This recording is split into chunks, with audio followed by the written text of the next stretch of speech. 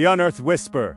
How a rusting engine revealed a name. The engine was supposed to be scrap, an anonymous heap of twisted steel, buried at the edge of an abandoned foundry where the town had once fed wartime production lines. It was a mundane salvage run by a local metals recycler until an electrical student helping his grandfather sort motor casings pried open a bell housing and saw, burned into the alloy by a precision stamp, a string of letters and numbers that looked nothing like a factory code. At first, it read like a punctuation error carved by time. Under a layer of scale, someone had placed a tiny, elegant stamp with a full name, not a factory, not a contract number, but a person.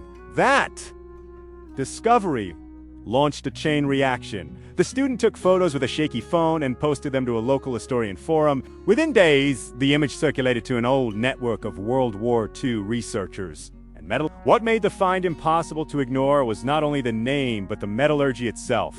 The casing alloy contained trace elements inconsistent with mass production wartime steels. Its microstructure revealed rolled, hand-finished sections and machining marks that matched workshop practices taught in a handful of pre-war technical schools in Central Europe. The engine was no mass-produced part. It was a bespoke creation, made in a place and time when resources were scarce and secrecy was required. Forensic analysis began in earnest. Labs scanned serial surfaces with electron microscopes. X-ray fluorescence mapped the elemental distribution. The patina of oxidation preserved microscopic fingerprints of oils and solvents. Lab technicians could identify manufacturing processes by the residues left in tiny crevices. Crucially, the stamp name corresponded to a known but seldom discussed engineer who had worked at a clandestine experimental facility in the final year of the war. Historians cross-referenced the name against declassified procurement ledgers, uneven wartime correspondences and fragments of transportation manifests.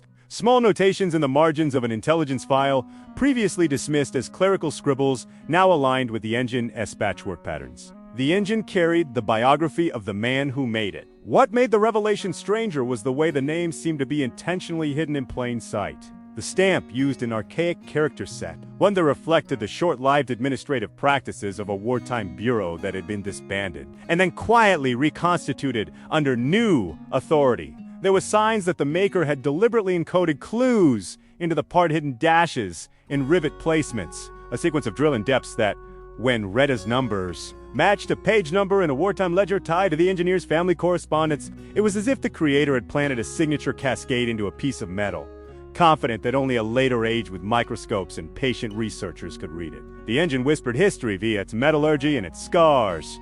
Impact marks from hurried disassembly, heat cycles consistent with bench testing at extreme RPMs, and soot patterns from experimental fuel mixtures. Those technical fingerprints painted a portrait of a deliberate and experienced craftsman, someone who had worked at the edge of what materials and men could endure. And somewhere inside those microscopic marks lay the motive, the name, the maker, the origin of an experiment that had been buried and forgotten, waiting for a curious hand to find it amidst rust and ruin.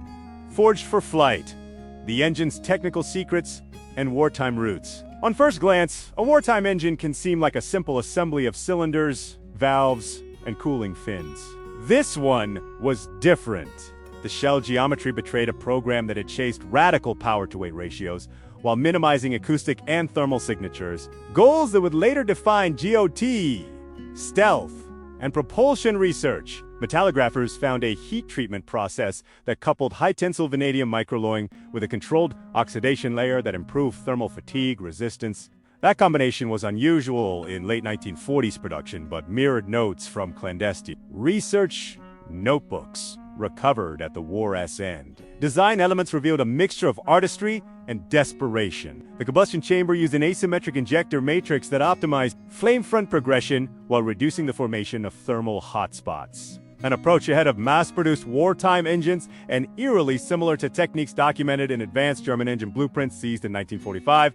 Many wartime sketches had explored non-uniform injection to reduce peak temperature zones and prolong service life under limited lubrication. The recovered engine's injector ports were hand-reamed to tolerances that a rationed wartime factory could scarcely afford, suggesting a small team with priority access to rare machining tools. Even the fasteners told a story. Rivets and bolts used non-standard heads, their patterns indicating a code rather than an assembly sequence. The code mapped to a set of technical instructions that had circulated among special projects units in late-war experimental bureaus units known for building a few prototype engines for advanced gliders and rocket-assisted craft. Those same bureaus had employed unconventional metallurgy and clandestine supply chains. They requisitioned rare alloys via front companies, diverting materials from frontline production into novel prototypes. Crucially, the engine's cooling passages were sculpted to channel working fluid in a way that reduced surface emissivity, reflecting a wartime obsession with detection avoidance. Documents from the captured archives noted experiments in low emissivity coatings and coolant routing intended to mask thermal signatures from nascent infrared detectors. Those wartime experiments never matured in mass production but persisted in classified envelopes, later inspiring Cold War efforts to reduce infrared visibility on experimental aircraft.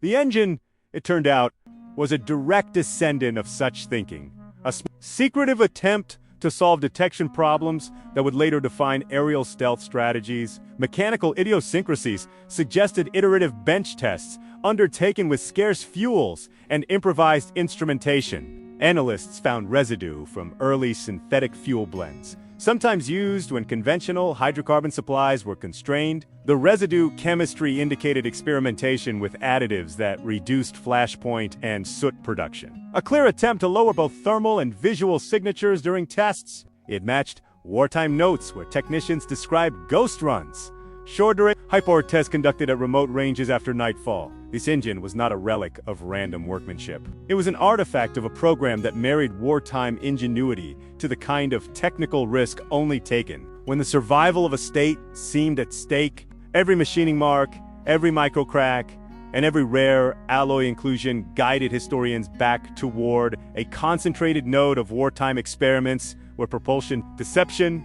and desperation intersected, an origin that framed the engine not as scrap but as a prototype with a lineage that threaded directly to clandestine laboratories of the 1940s. The Maker and the Betrayal, a human story hidden inside metal. The stamped name on the engine belonged to a man whose life read like a study in contradictions. Brilliant, pragmatic, and mercilessly pragmatic in a world that rewarded secrecy. He had trained at elite technical institutes in Central Europe and spent the pre-war years as a metalsmith and designer for early experimental aviation projects. During the conflict, he moved into a shadowy assembly of engineers tasked with New Horizon projects, research so secret that the units had no standard military designation. He became the maker behind components that did not carry batch numbers but rather cryptic signatures meant to identify craftsmanship rather than assembly lineage. The more historians dug, the more a murky portrait emerged. After the armistice, the Maker vanished from public records, only to resurface in ambiguous files indicating both transfer and recruitment by post-war programs. Some intelligence cables hinted that he had been interviewed by Allied technical teams and then quietly offered civilian positions in reconstruction efforts. Other records suggested darker dealings.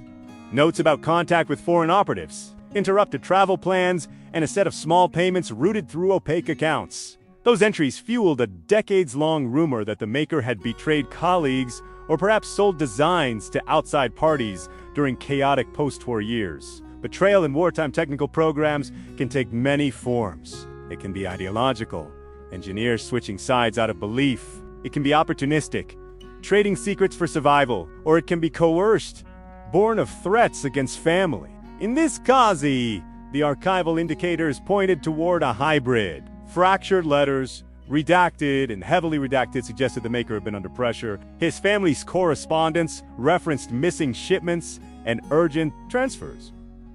One marginal note mentioned a train that never arrived. The Maker's name appeared in travel logs, showing an unexplained transit through several occupied zones just before the fall of the laboratory he worked in. To complicate matters further, oral testimonies from surviving technicians painted him as both a savior and a suspect. One elderly machinist remembered him nursing a dying prototype through endless nights, coaxing precise tolerances from instruments that could barely measure. Another whispered that the Maker kept 2 sets of blueprints, one for the program, and one he had folded and hidden inside his toolbox like a second conscience, if true.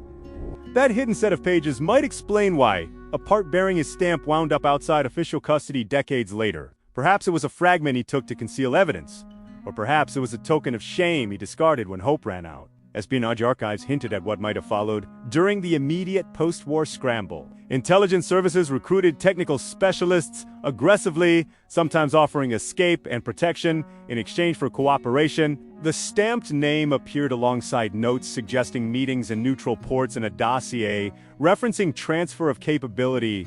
These entries could mean many things: cooperation with Allied programs, coercion by foreign handlers, or clandestine sales to unknowable buyers. The engine's presence in a derelict foundry decades later suggests a messy end to whatever bargain was struck, yet betrayal is rarely an isolated moral choice. It is embedded in context. The maker lived in an era where boundaries between science, survival, and state demanded ethically impossible trades. He may have believed that sharing knowledge would save lives, or he may have sold secrets for the safety of his kin. The metal holds no verdict. It only traces the careful stamp of a name, the hand-polished bearing races, and the faint oil marks from a human palm. Those traces create a quiet testament to a moment when engineering, loyalty, and desperation collided, and a reminder that even machines remember the hands that shaped them. Echoes in modern steel, restoration, debate, and the legacy of a forgotten engine once the engine's provenance was established. Conversations rapidly moved from forensic laboratories to conservation studios and conference rooms. Museums courted the artifact. Universities proposed restoration programs. Defense historians argued over whether the parts should be exhibited, retained for research, or reburied to prevent geopolitical fallout. The engine's status morphed from scrap to contested heritage, a physical node connecting contemporary technology debates to the raw experiments of the mid-20th century. Restoration teams faced a unique dilemma: how to preserve a piece that had been intentionally obfuscated by its original maker. Conservators debated whether to reveal the faint, deliberately embedded codes found in rivet placements and machining patterns. Exposing those signals could validate hypotheses about the maker's signature methods and provide rare insight into clandestine wartime manufacturing. But publishing the full analysis might also reveal techniques that still carried operational relevance, especially if the engine's design principles had been inherited by later Cold War programs. The compromise was careful. Technical reports with redacted schematics were circulated among accredited academic and military institutions under strict embargoes. The academic response was immediate and profound. Historians revisited long-suspected linkages between wartime clandestine labs and post-war research projects. Papers argued that many small-scale experimental efforts, long thought to be sidelined curiosities, had actually contributed structural ideas that matured in the Jet Age. The engine became evidence for a more nuanced historiography of technology, instead of linear progress from theory to application. Innovation was shown to be a tangled network of salvage, secrecy, personal choices, and accidental transmissions. Technologists, too, recognized lessons. Modern materials scientists study the engine as thermal management concepts and rare alloy treatments for possible inspiration in high-endurance propulsion. Researchers examined the injector matrix to understand early attempts at minimizing combustion, an eternal problem for both high-altitude reconnaissance and modern low-observability platforms. Where once the community might have dismissed such a relic, now universities and labs studied it like a compressed archive of lost engineering intuition. The ethical debate intensified. Some argued the engine was a historical treasure that belonged in a public museum to teach new generations about the moral ambiguities of wartime science. Others warned of unintended consequences. Revealing too much technical detail could enable hostile actors or be misused in modern clandestine programs. International law scholars entered the fray, discussing ownership rights, wartime salvage protocols, and the responsibilities of custodianship for artifacts produced in morally fraught contexts. On a quieter level, the engine created a human ripple. Descendants of the maker came forward, hesitant and wounded, bringing private letters, family photographs, and sketches that added nuance to the historical record. Some of those materials suggested the maker's decisions were shaped by threats and impossible choices, reframing his story away from a simple label of traitor. The machine, once mute, became a catalyst for reconciliations and re-examinations of memory. Ultimately, the engine's rediscovery forced institutions to confront difficult questions about how technological heritage should be treated as raw data for progress, as evidence of moral complexity, or as a memorial to lives constrained by war. Conservators continued delicate restorations beneath dim lights. Researchers published redacted technical studies. The artifact remained a center of debates, its surface a palimpsest of heat cycles and fingerprints, echoing the hands that made it and the era that produced it. What the engine could not tell us, and what historians could only infer, was why a single stamped name survived while entire programs vanished. Perhaps the maker intended to be found, leaving a confession in steel. Perhaps he hoped his work would be judged by future generations rather than by the factions that pressed him into impossible bargains. In any case, the artifact's resonance outlived its wartime purpose. A machine that remembered its maker, and through that remembrance, forced the world to remember the moral contours of innovation born in the crucible of war.